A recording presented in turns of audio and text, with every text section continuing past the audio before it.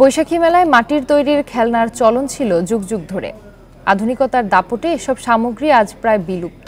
তবে এই মেলা উপলক্ষে মাটির খেলনা তৈরির সেই ধারাবাহিকতা ধরে রেখেছেন গ্রামাঞ্চলের কিছু মৃৎশিল্পী, যারা এখনো স্বপ্ন দেখেন মাটির খেলনার পুতুল বিক্রি করেই ভালো থাকার।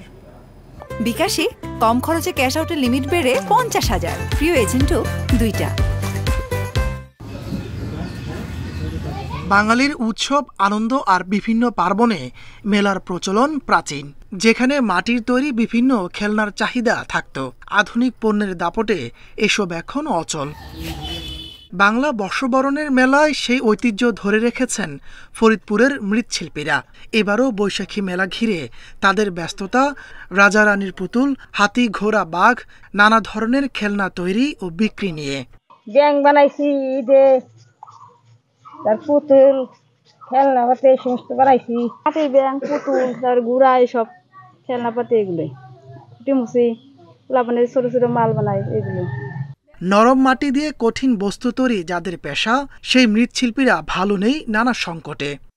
আগের মতন সেরকম নাই, টুকটাক আমাদের এটা জাতি ব্যবসা, টুকটাক বানিয়ে কইলে কেটে খাওয়া লাগে। তারপরও বিভিন্ন উৎসব ঘিরে মাটির পুতুল বেচেই ভালো থাকার স্বপ্ন দেখেন তারা। যে অবস্থা তাদের বাইসটা খুবই কষ্ট। ওই এখন মনে করেন যে মেলা বাজার হওয়ার কারণে এই সিজনে কিছু বেচা কিনি হয়, এই দিয়ে আমরা বাইসা নাহলে আমাদের পরে দিয়ে খাওয়া লাগবো। হবিগঞ্জেও ব্যস্ত সময় কাটছে শতাধিক কুমার পরিবারে। বৈশাখী মেলায় কিছুটা চাহিদা থাকায় এ ব্যস্ততা। বিলুপ্ত প্রায় এ শিল্পকে টিকিয়ে রাখতে উদ্যোগ নেওয়ার কথা জানিয়েছেন বিসিক কর্মকর্তা। বৈশাখী মেলার বিভিন্ন স্থানে বৈশাখী মেলায় ওনাদের পণ্য সরবরাহ করার জন্য মাটির তৈরি পণ্য সামগ্রী তৈরি করছে এবং এই বিষয়ে আমরা তাদেরকে পরামর্শ ও দিক নির্দেশনা প্রদান করে আসছি।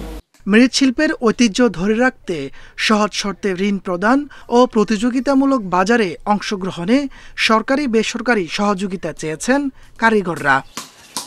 তাপস সরকার, ইন্ডিপেন্ডেন্ট নিউজ।